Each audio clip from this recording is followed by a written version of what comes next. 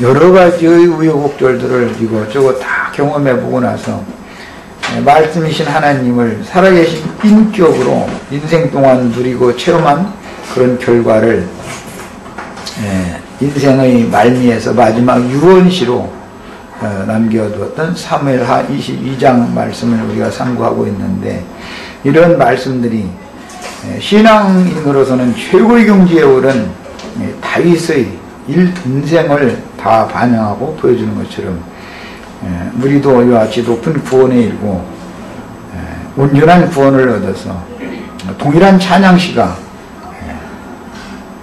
주님 앞에서 나의 입으로 이렇게 불러줄 수 있는 찬양시가 되도록 이런 말씀을 인색해 주시기를 주 이름으로 기도합니다. 아멘. 아멘. 자, 이번에는 오후 시간에 오전에 나눴던 말씀에 바로 이어서 말씀을 나눕니다. 14절부터 말씀 봅니다. 여호와께서 하늘에서 뇌성을 바라시며 지존하신 자가 음성을 내시며 살을 날려 저희를 흩으시며 번개로 파셨도다. 이럴 때 여호와의 꾸지람과 콧김을 인하여 물 밑이 드러나고 땅에 기초가 나타났도다. 저가 위에서 보내사 나를 취하시며 많은 물에서 나를 건져내셨도다. 그랬습니다. 오늘 우리가 이 시간에 읽은 말씀 가운데 이제 저가 살을 날려서 저희를 흩으시며 번개로 파셨다 이랬는데, 당연히 이 살이란 말은 이제 번개가 번쩍번쩍 치는 이제 그런 모습을 불화살을 날리는 것으로 겠지만, 이제 벼락을 칠 때 보면 이제 번개가 번쩍번쩍하죠. 이것도 자연적인 어떤 현상을 형상화시켜서 주님께서 다윗을 억압하고 압박하고 있는 검은 구름으로 나타나는 그 어둠의 영들을 이렇게 흩으시고 심판하시고 징벌하시는 내용을 이렇게 묘사하고 있습니다. 그런데 성경에는 하나님의 칼이라든지 그 다음에 하나님의 불화살 이런 용어가 나올 때 이것은 모두 번개가 번쩍번쩍 치는 것을 형상화시켜서 인격화시켜서 이렇게 말하고 있습니다. 당연히 칼이나 화살이나 이런 건 다 하나님의 이제 말씀인데, 징치하는 말씀, 징벌하는 말씀, 심판하시는 말씀, 그런 것이 비춰지는 것, 빛으로 반득반득해서 비치는 것, 이런 것을 이제 묘사하는 표현이죠. 그래서 본문의 화살은 벼락을 의미하는 말인데, 번갯불, 벼락을 의미하는 말인데, 고대인들은 벼락을 하나님의 불화살로 생각했으므로, 또는 하나님의 번개 칼이라고도 생각을 했죠. 그 번개가 번쩍번쩍 하는 걸 하나님의 칼이라고, 심판의 칼이라고 생각되었습니다. 히브리인들의 신앙입니다. 이것이 하나님은 악인들을 징벌하실 때 번개로 화살을 날려서, 또는 하나님이 불칼을 보내서 심판하시는 것으로서 여겼습니다. 그런 묘사입니다. 그 다음에 파셨음, 저희를 파셨다 그랬는데, 이건 깨뜨렸다, 혼란케 했다, 파괴시켰다 그런 뜻으로서 이는 하나님께서 천둥, 지진, 번개 등을 동원하여 대적과 싸우실 때 이적을 행하여 무찌르는 것으로 역사상에서는 이렇게 표현을 했습니다. 다윗을 에워싸고 다윗을 죽음의 경에까지 몰고 가고 있는 그런 다윗을 에워싼 그 가나안의 대적들을 하나님이 파실 때는 이적을 행해서 이렇게 원수들을 물리치고 다윗이 승리하게 해주시고, 그래서 여호와께서 친히 싸우셨다 이런 표현들이 많이 나오죠. 그 다음에 이럴 때는 이제 번개칼, 불화살을 날리실 때죠. 여호와의 꾸지람과 콧김을 인하여 물밑이 드러났다 표현이 있고, 땅의 기초가 나타났다 이렇게 표현했는데, 이런 것도 이제 경험이 필요하죠. 하나님의 징벌의 손에 떨어져서 하나님께서 오만 징책의 말씀을 이렇게 주실 때는 막 불빛이 번쩍번쩍하죠. 사람 속에. 이제 세상에서는 갑자기 눈 이런 데 이제 얻어맞으면 불이 튄다 이런 소리도 하고 그런데, 그런 것 하나 이제 형상화시키는 말이죠.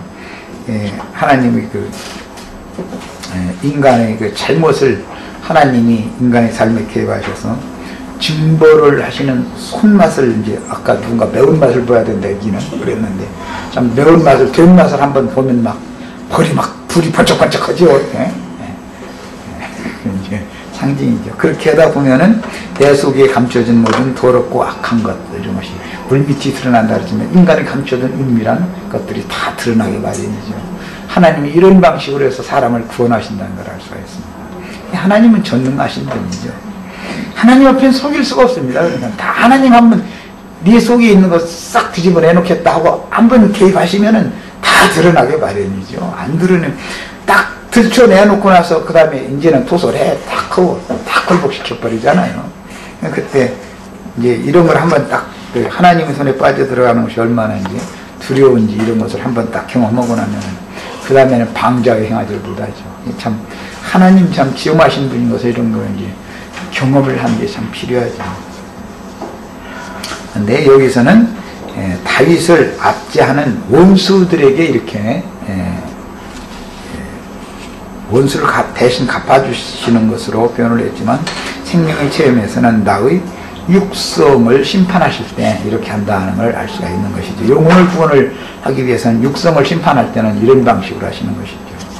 하나님의 한번 이 외성병력 치는 그 하나님의 나팔 천사장의 호령소리와 함께 불칼을 보내시고 불화살을 이렇게 날려가지고 나의 심장과 폐장과 나의 가장 그 생명의 그 가장 중요한 부위를 정통으로 딱 화살을 꿰뚫고 그냥 불칼로 심장을 딱 찍어버리고 이렇게 하면 손안들을 손안들을 장사 없죠.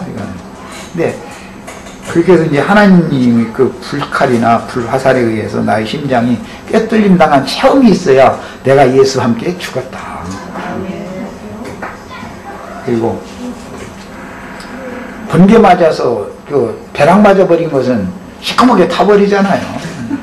그건 뭐 당연히 그건 죽은 것 같다 이제 치워야 되니까 장사되는 경험은 뒤따라오게 마련인 거고 그런 것을 산송장 되게 만들어 가지고 그다음에 생매장 시킨다. 세상 말로는 그렇게 하죠.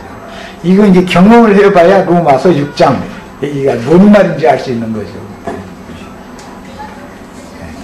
그 다음에 물 밑이 드러나고 땅의 기초가 드러났다. 이것은 하나님께서 양심을 소송시킬 때 빛을 주시고 양심을 소송시킬 때는 이런 방식으로 해서 육성을 제거시키고 나서 투과시켜서 사람의 가장 깊은 중심에다가 빛을 딱 발하기 때문에 그 빛이 임하면은 아무리 은밀한 걸 감춰둔 것 싹 드러나는 것이죠. 하나님 하면 손 안 들 수 없게 만드는 것이 참 이런 표현이 참 세상 인간의 표현으로는 하나님 같이 말 잘할 수 없어. 하여간 아니 못 알아들어서 그렇지 하나님의 말씀 알아들으면 손을 안 들 수 없어요.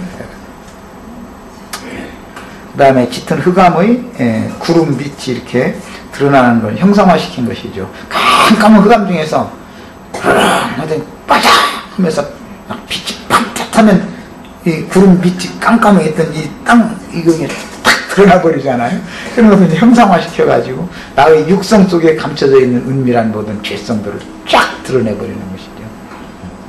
그리고 나서는 딱 깨닫고 나면은 즉시로 이제 손 들어 그만 고집부려 딱 한마디 하시면 그 음성 들으면 누구도 뭐 더 이상은